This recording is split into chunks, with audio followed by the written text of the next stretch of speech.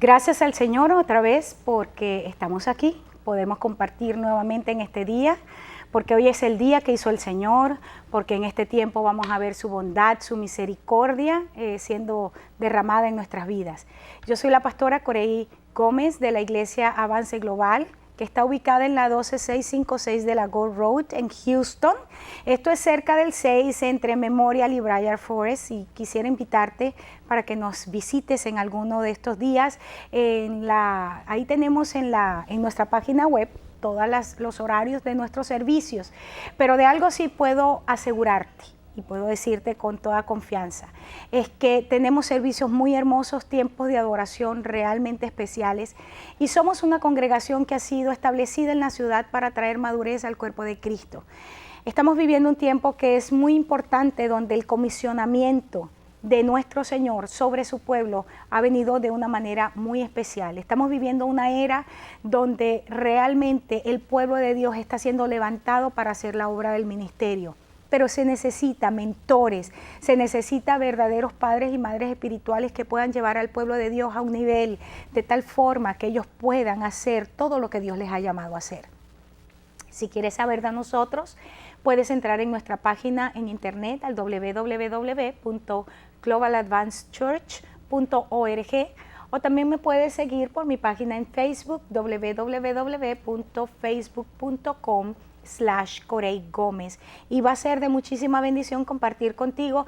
Si me dejas tus impresiones del programa, si me dejas tus impresiones con respecto a los artículos que escribo, va a ser de mucha bendición para mi vida. Gracias al Señor, porque pues estamos en un tiempo donde la tecnología nos permite acercarnos, nos permite conocer, y créeme que me siento muy bendecida al poder compartir contigo. Nuevamente, si quieres también dejar tu pedido de oración, compartir con nosotros algo, puedes llamarnos durante el programa, aún fuera del tiempo de programa, al 713-408-3068, y vamos siempre a alguien que está dispuesto a atender tu llamada y a ministrarte. Hemos estado estudiando en estos últimos, hoy tercer programa, en una nueva serie, El reino está siendo traspasado, o traspasando el reino. Y estamos haciendo un estudio de la vida de Saúl. Hemos visto varios aspectos sumamente interesantes, cómo este hombre fue escogido por Dios, cómo este hombre empezó a ser formado, trabajado. Vimos aspectos, estamos estudiando 1 Samuel 9, cómo Saúl, su nombre significa simplemente oración, pedido. Era un hombre que sabía consultar a Dios, fue un hombre que aprendió a inquirir de la presencia de Dios. Hemos visto características interesantes, como un hombre que tenía un corazón para el Padre. Era un hombre ocupado, no era un haragán, no era un flojo. Era un hombre que tenía prioridades en su vida claramente establecidas. Y vimos en 1 Samuel 9:16 cómo el Señor dice que Saúl, ¿verdad?, era el hombre que iba a salvar a su pueblo. Literalmente dice así: va a salvar a mi pueblo de mano de los filisteos, porque he mirado a mi pueblo por cuanto su clamor ha llegado hasta mí. Estuvimos hablando acerca de cómo nosotros somos la respuesta de Dios para la necesidad de la gente. Estuvimos hablando también acerca de cómo Dios, antes de revelar su propósito a nuestras vidas, va a hacer que nuestra fe aumente. Y cómo hace que el Señor que nuestra fe aumente, trayendo respuestas a nuestras necesidades inmediatas. Y dice ahí la palabra que cuando él llega delante de Samuel, Samuel le dice: mira, te voy a invitar a que comas conmigo, pero ¿sabes qué? Las asnas que tú estabas buscando ya se encontraron hace 3 días, así que no te preocupes. Pero tú y tu familia es lo que Israel está anhelando para este tiempo. Eres tú y yo, hermanos, como dice el apóstol en el libro de Romanos, los que debemos manifestarnos en este tiempo en nuestra condición de hijos de Dios, porque toda la creación está gimiendo a una por esa manifestación, por esa vamos a decir, para que la gloria de Dios se pueda manifestar a través de la vida de sus hijos. Estuvimos también viendo acerca de, y ahí fue donde me quedé, porque me gustaría que lo pudiéramos revisar con un poquito más de detalle, el hecho de que en esa frase, y leía para ti en la versión para todos, dice: pero toda Israel está buscando algo, y es a ti y a tu familia. Y veíamos para ese momento, Ezequiel 22:30, dice de esta manera: y busqué entre ellos hombre que hiciese vallado y que se pusiera en la brecha delante de mí, a favor de la tierra, para que yo no la destruyese, y no lo hallé. ¿Qué sucede, hermanos? Encontramos aquí que el pueblo de Israel estaba clamando a Dios por un rey, y ahorita en este momento no es si era o no Dios, si era el deseo de Dios o no, pero dice literalmente que Dios había escuchado el clamor del pueblo y estaba entregándoles a Saúl, estaba levantando a Saúl en un ministerio, siendo ungido como príncipe, como aquel que iba a dirigir al pueblo en la guerra en contra de los filisteos. Y el Señor está diciendo a través de Ezequiel, estoy buscando a alguien que pueda interceder por la tierra, alguien que pueda ser vallado, alguien que pueda guerrear para que yo no destruya la tierra, pero no lo hallé. Hermanos, si en este mismo tiempo el clamor de Dios sigue siendo el mismo, estoy buscando a alguien y la gente está clamando, Señor, envía a alguien, verdaderos hombres y verdaderas mujeres con un corazón como el tuyo. Y Dios está buscando gente. Y nosotros, tú y yo, somos la respuesta de Dios, hermanos, a la necesidad de la gente. Y no porque seamos tú y yo en nuestra propia naturaleza o en nuestra propia capacidad.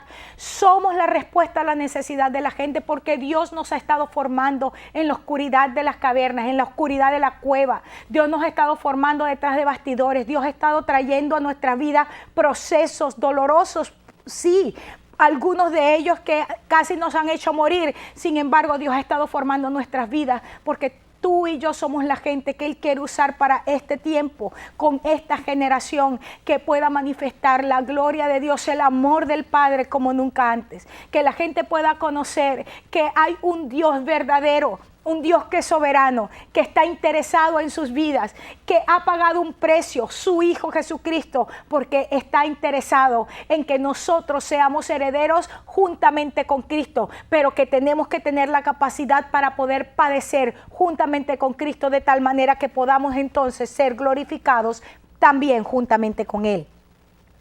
Ahora, hay un principio que me gustaría ver contigo hoy, que está en 1 Samuel 9:21. Saúl le dice a Samuel, cuando Samuel le dice, tú y tu familia, ustedes son lo que Israel está buscando, ustedes son la respuesta de Dios para Israel. Saúl le responde de esta manera, ¿no soy yo hijo de Benjamín, la más pequeña de las tribus de Israel? Y mi familia no es la más pequeña de todas las familias de la tribu de Benjamín. ¿Por qué pues me has dicho cosa semejante? Déjame decirte algo. Porque Dios no está escogiendo a personas, o Dios no escoge a personas para calificarlas en el ministerio, ni por su alcurnia, ni por su abolengo, ni por sus logros pasados, sino que Él nos escoge porque le ha placido. Déjame leerte en el Nuevo Testamento un pasaje que llama mucho mi atención. Gálatas 3:27. Y dice así, porque todos los que habéis sido bautizados en Cristo, de Cristo estás revestidos. Fíjate esto, el apóstol empieza diciendo, todos los que han sido bautizados en Cristo. Luego dice, verso 28, ya no hay judío ni griego. ¿A quién le está diciendo? No le está diciendo a todo el mundo esto, está diciendo que los que han sido bautizados en Cristo están revestidos en Cristo. Y que en Cristo, ahora que hemos sido bautizados en Él, ya no hay judío ni griego.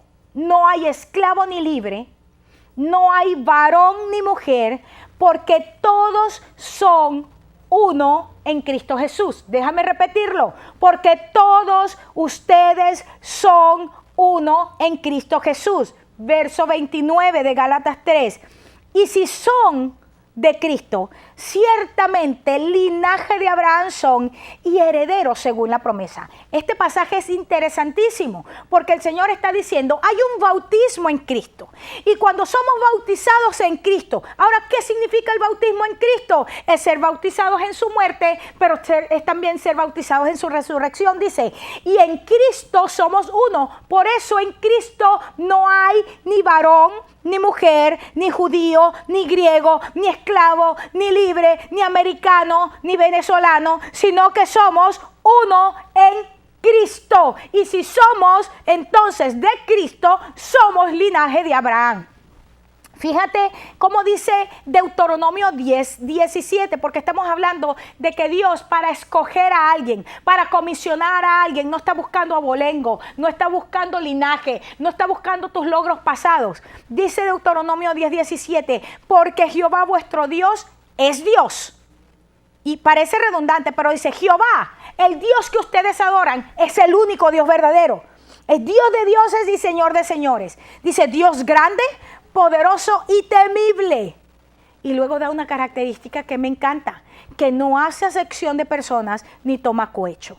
La frase no hace acepción es una sola palabra.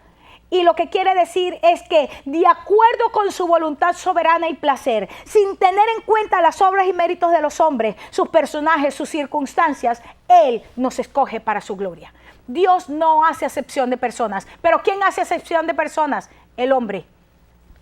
¿Y cómo? ¿Sabes que nosotros predicamos esto en la iglesia, pero en el momento de escoger liderazgo sí hacemos acepción de personas? ¿Tú sabes cuánta gente me ha llamado para decirme cómo usted se le ocurre llamarse pastora si las mujeres no son pastoras? Pues tú no conoces este pasaje. En Dios no hace acepción de personas. Y esto no lo está diciendo en el Nuevo Testamento, lo está diciendo en el Antiguo Testamento. Es decir, desde el Antiguo Testamento Dios está diciendo, yo soy Dios de dioses, yo soy Dios grande, yo soy Dios poderoso, yo soy Dios temible. Esas características no han cambiado. Y la que sigue tampoco ha cambiado. No hace acepción de personas. Dios no hace acepción de personas, y así es desde el Antiguo Testamento. Pero en el Antiguo Testamento no se escogía a las mujeres. Las mujeres, eso eran costumbres paganas que habían llenado al pueblo de Israel. Por eso es que una de las cosas que más le molesta a la gente es cuando yo digo que la cultura del reino no es la cultura judía. Porque, por ejemplo, en la cultura judía la mujer no valía. Pero aquí dice la palabra de Dios que es la que no cambia y que sí es verdadero. Está diciendo que Dios no hace acepción de personas. Y luego el apóstol Pablo aclara en el Nuevo Testamento, en el libro de Gálatas, que no hace acepción de personas porque somos uno en Cristo si hemos sido bautizados en Cristo. Y lo aplica diciendo, y si son de Cristo, entonces son el linaje de Abraham.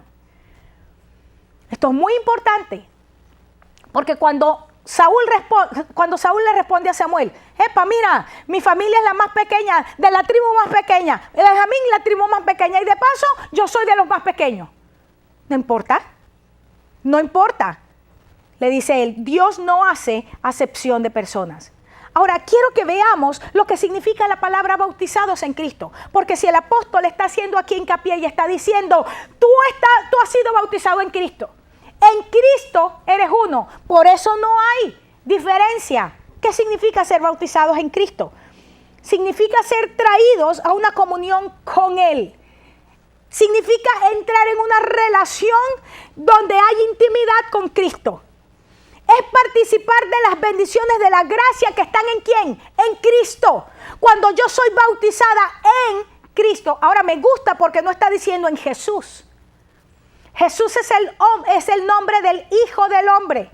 Pero Cristo es el nombre que recibe después de la unción, que significa el ungido de Dios. Está diciendo, cuando tú eres bautizado en el ungido del Padre, eres traído a una comunión con Él, pero también participas de las bendiciones que hay en la gracia del ungido. Esas bendiciones de la gracia vienen a través de ¿qué? De los sufrimientos y de la muerte de Cristo. Por eso somos bautizados en su muerte y en su resurrección. Por eso en el pasaje que leíamos anteriormente, en el programa de ayer y que mencionaba al principio del programa, es que nosotros somos herederos y coherederos juntamente con Cristo, si es que padecemos juntamente con Cristo, para que juntamente con Cristo seamos glorificados. Es decir, somos herederos y coherederos con Cristo si somos bautizados en Cristo. Es decir, si tenemos comunión con Él, entonces somos participantes de las bendiciones de la gracia que vienen por su muerte. Quiere decir que somos participantes ¿de qué? Del sufrimiento y de la muerte de Cristo. Eso es ser bautizados en Cristo. La palabra revestidos que está utilizando aquí el apóstol Pablo en este pasaje de Gálatas es la palabra enduo, que significa hundirse o meterse en un vestido. Tú y yo estamos usando la misma ropa de Cristo, somos uno en Cristo. Y dice que Jesús como hombre. ¿Qué pasó? Jesús viene a la tierra, Jesús, el ungido, Jesucristo. Pero él, para venir y hacerse uno como el hombre, se quita su ropaje del hombre. Pero cuando asciende nuevamente al Padre, se volvió a colocar su ropaje de ungido, su ropaje del rey, su ropaje de Dios. Y está diciendo aquí que estamos revestidos de Cristo, es decir, revestidos de la divinidad de Dios. Ahora, Dios, hermanos, es el que coloca a la gente en un lugar de honor o de posición, de posición de honor por el Espíritu. Porque esto es importante. En el verso 22 de Primera de Samuel dice que Samuel tomó a Saúl y lo colocó a la cabecera de los convidados. Estamos viviendo un tiempo donde la usurpación de los puestos de honor es impresionante. Estamos viviendo igual que cuando Jesús caminó en la tierra. Vemos puros Anás y puros Caifás. Gente con poder económico comprando posición en la ciudad. A nivel secular, a nivel político, pero también a nivel religioso. Gente que por las relaciones tiene posición. Y como yo decía en algunos programas, pues si son varones, mucho más. Pero entiende algo, que es Dios el que coloca a la gente en lugares de honor. Fíjate esto. Dice que Samuel coloca a Saúl. ¿Saúl quién era? En sus propias palabras, de la tribu más pequeña y de la familia más pequeña. Y él dice, ¿cómo es que yo y mi familia vamos a hacer la respuesta de Dios para el pueblo? Y dice en el verso 22 que Samuel lo coloca a la cabecera de los convidados. La unción que el Señor da es una señal del comisionamiento. Fíjate esto. Vayamos al capítulo 10, en la misma 1 Samuel, verso 1, dice, entonces Samuel, tomando una redoma de aceite, la derramó sobre su cabeza y lo besó y le dijo, ¿no te ha ungido Jehová por príncipe sobre su pueblo Israel? Hagámoslo en afirmativo porque lamentablemente Reina Valera era del 60 y ya han pasado ya 50 años, 50 y pico de años en esto. Pero la traducción en un lenguaje más moderno sería, Jehová te ha ungido a ti por príncipe sobre su pueblo. Ahora, hay un reconocimiento público, no solamente Dios por el profeta Samuel sienta a Saúl en la cabecera de los convidados, aquel grupo especial que se estaba sentando con Samuel a comer en la mesa del sacrificio, pero sino que también viene el profeta en su oficio, en su investidura de autoridad, unge a Saúl y le dijo, Dios te está ungiendo a ti como príncipe sobre Israel. Y sabemos que la unción, el ungirlo, era la señal visible del llamado de Dios. Y el hecho que Samuel, el profeta sobre la nación, no solamente sobre una tribu, sobre la nación, el juez de toda la nación, estaba haciendo un reconocimiento público. Era Dios a través del profeta haciendo un reconocimiento público, haciendo una declaración pública. Hoy he levantado a este hombre sin alcurnia, sin abolengo, sin ningún logro anterior, pero lo estoy levantando como rey sobre mi pueblo. Cuando Dios levanta, no hay nadie que pueda ponerle una mano. Y no estoy refiriéndome a lo que se enseña por ahí. No toques al ungido de Jehová, aunque el ungido de Jehová, entre comillas, sea un sinvergüenza, que lo único que ha hecho es comprar el puesto. Dice que lo besó. La palabra allí es la palabra nashak, que significa adherirse, apegarse, pero equipar con armas para gobernar. Es esa palabra y me encanta lo que significa equipar con un armamento para gobierno. Cuando dice que Samuel lo unge y lo besa, lo que está diciendo con aquel acto es, en este acto profético, está siendo equipado por Dios con un armamento para gobernar sobre su pueblo. Esto lo he mencionado en otros programas, pero el apóstol Pablo nos dice, tienen que vestirse con las armas. ¿Qué armas? Las que ya Dios ha preparado para nosotros. Hay un armamento sofisticado, hay un armamento especial que el Señor nos ha entregado, pero tú y yo necesitamos tomarlo, porque no podemos entrar a la guerra sin ese armamento, porque si entramos a la guerra sin ese armamento, no vamos a permanecer firmes en el día malo. Ahora hay 4 señales visibles de lo que significa la unción en la vida de una persona basado en este pasaje. Y voy a verlas contigo rápidamente, pero para el siguiente programa voy a retomar alguna de ellas. 4 señales. Primera cosa, cuando la unción viene de Dios, cuando no es un autonombramiento. Porque tenemos un montón de gente autonombrándose. Bueno, pues en un día nacen apóstoles, profetas, maestros, de todo. Ahorita nadie es indio en el pueblo de Dios. Es decir, ahorita nadie es súbdito. Es que tenemos más apóstoles que pueblo. Tenemos más maestros que pueblo. O sea, tenemos más de todo. Pero gente que se llama apóstol, que se llama maestro, pero no conoce la Biblia. Apóstoles y no han fundado una iglesia. Ninguno puede decir como Pablo, llevo las marcas de mi apostolado en el cuerpo. ¿Cuáles? Persecución, hambre, desnudez, haber sido azotado con vara. No, es que eso era para otro tiempo. No, las marcas del apostolado. Yo creo en el nombre de Jesús que este es el tiempo que empecemos a probar a la gente. Y este es el tiempo que empezamos a buscar los frutos, el fruto del Espíritu en la vida de la gente. 4 señales visibles de la unción de Dios. Primero, cuando una persona está siendo ungida por Dios y está siendo colocada por Dios en un lugar de eminencia, en un lugar de autoridad, lo primero que pasa es que su prioridad es cambiada. Es decir, lo que le preocupaba ya no le preocupa más. Verso 2 del capítulo 10 de Primera de Samuel. Dice, hoy después que te hayas apartado de mí, vas a encontrarte 2 hombres junto al sepulcro de Raquel en la tierra de Benjamín, en Celsa, los cuales te dirán, las asnas que has ido a buscar se han hallado.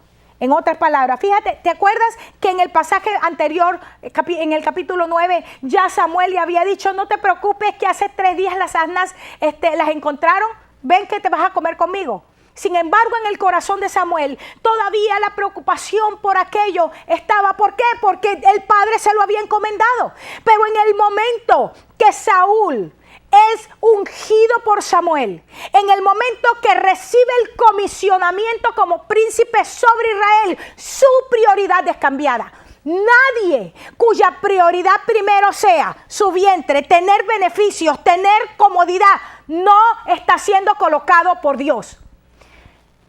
Las asnas que has ido a buscar se han hallado. En otras palabras, despreocúpate. Ahora tienes delante de ti una nueva encomienda. Tienes un nuevo trabajo. Hay un pueblo que está esperando ver a través de ti respuestas de Dios. Si tus prioridades siguen siendo las mismas, perdóname, pero tú podrás ser muy llamado de parte de Dios, pero no estás siendo comisionado. O estás fuera de tiempo, o te estás autocomisionando. Pero los principios de Dios son los principios de Dios. No es que mi caso es diferente, no hay ningún caso diferente. No hay nada que pueda ser distinto a lo que la palabra de Dios dice. Fíjate, la prioridad es cambiada. Lo que te preocupa, ya no te preocupa más. Segunda característica importantísima de que estás siendo ungido y comisionado. Entras a territorios escabrosos. O sea, empiezas a caminar en lugares que son bien difíciles, pero en esos lugares de dificultad extrema tienes encuentros divinos. Fíjate cómo dice en el verso 3, estamos en el capítulo 10 de Primera de Samuel. Dice, dice, y llegues a la encina de Tabor, te saldrán al encuentro 3 hombres que suben a Dios en Betel, llevando 3 cabritos, 3 tortas de pan y el tercero una vasija de vino. ¿A dónde iba a llegar él? Después que su prioridad era cambiada, él iba a continuar. Iba a llegar a un lugar que se llama Encina de Tabor. Tabor significa región quebrada, escabrosa, difícil para caminar, llena de piedras. Pero es allí, en ese lugar difícil. ¿Cómo sabes que estás siendo comisionado? Porque el lugar por donde empiezas a caminar es un lugar donde tú antes no lo habías caminado en primer lugar. Y en segundo lugar, es difícil en tu propia capacidad caminarlo. Pero allí te encuentras, en este caso, 3 hombres que están subiendo de Betel. O sea, que vienen de Betel. ¿Y qué significa Betel? Casa de Dios, puerta del cielo. Betel es el lugar donde Dios se le revela a Jacob, donde Dios le muestra sus propósitos. Te voy a llevar, pero también te voy a traer. Betel es un lugar donde nosotros nos encontramos con Dios y se convierte en un lugar de bendición donde levantamos entonces cosas para recordar, para conmemorar los encuentros con Dios. Es un lugar Tabor, ese lugar difícil, no solamente te encuentras, tienes encuentros divinos, sino que en ese lugar recibes provisión. Dice que en ese lugar iban a encontrarse estos 3 hombres. Ellos llevaban cabritos, tortas de pan y vino, pero le entregaron fueron los panes. Y los panes representan la provisión de Dios sobrenatural para poder alimentarse durante el viaje. Esto era tanto en lo natural como en lo espiritual, porque Saúl debía regresar a su casa. Cuando somos llamados por Dios y cuando somos comisionados por Dios, la provisión de Dios para nuestras vidas es sobrenatural. El caso de Elías, ¿de dónde se alimentó mientras estaba el hambre? Dice que cuervos le traían la carne. Ahora, los cuervos se alimentan es de pura basura. Número 2, pues, los cuervos se alimentan es de podredumbre. Pero sin embargo dice que eran los cuervos los que traían carne para Elías. Ahora no vemos que Elías dice, oh, ¿cómo me voy a comer esto? En este caso Dios utiliza los cuervos. En el caso de Saúl utiliza hombres que venían de Betel, casa de Dios, puerta del cielo. En el caso de Elías también, después que sale de aquella cueva, utiliza Dios una viuda en Sarepta. Con Eliseo utiliza a la tsunamita. Dios siempre va a traer provisión sobrenatural al que está comisionado. Una de las cosas que estamos viendo y que vamos a ver como una marca en este tiempo, de una manera definitiva, es los ministerios que han sido establecidos por Dios en esta ciudad, en un tiempo como este, en uno de los tiempos de mayor crisis económica. Es ministerios siendo, vamos a decir, sustentados por una provisión sobrenatural. Cuando tú y yo somos llamados por Dios, somos llamados y Él se encarga de llevarnos por la mano derecha y es su palabra la que nos sustenta, porque aprendemos a sustentarnos con cada promesa que sale de su trono. Ya se me acabó el tiempo de este programa, pero aquí voy a tomar el programa de mañana porque creo que es clave. Jesús dijo esto: no solo de pan vive el hombre, pero de cada palabra que sale del trono de mi Dios.